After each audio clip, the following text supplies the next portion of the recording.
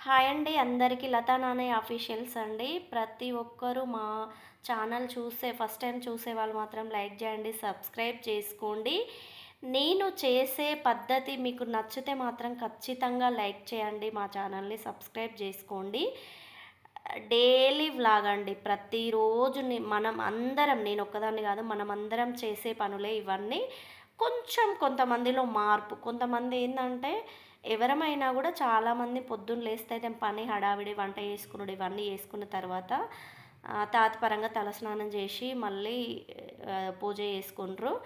నాకు కొంచెం చేంజ్. ఎట్లా అంటే నాకు పనులు ఊడ్చి, తుడిచి ఇవన్నీ పనులు చేసుకున్న తర్వాత ఫస్ట్ నేను తలస్నానం చేసి, పూజ చేసుకొని తర్వాత నేను వంటకాడికైతే వస్తా. ఎందుకంటే ఏది అలవాటైతే అదే. ఆ అలవాటు మంచిదా? ఇదా? ఒకసారి నాకు కామెంట్ చేయండి. ఫస్ట్ టైం ఛానల్‌ను చూసేవాళ్ళు మాత్రం ఖచ్చితంగా లైక్ చేయండి, సబ్స్క్రైబ్ చేసుకోండి. మేమింకా కాశీకెళ్ళిన ప్రతి ఒక్క టాపిక్ చెప్పాలనుంది. కాపోతే హడావిడయింది. అది ప్రతి ఒక్క ప్లేసు నాకు నేనది తెలుసుకొని నేనైతే మీకు డీటెయిల్స్ అన్నీ చెప్పగలుగుతాను. ఎందుకంటే మనం కాశీకెళ్ళినామంటే మనకు ఖచ్చితంగా హిందీ రావాలి. అక్కడికెళ్ళిన తర్వాత మనతో ఒక గైడ్ ఉంటాడు.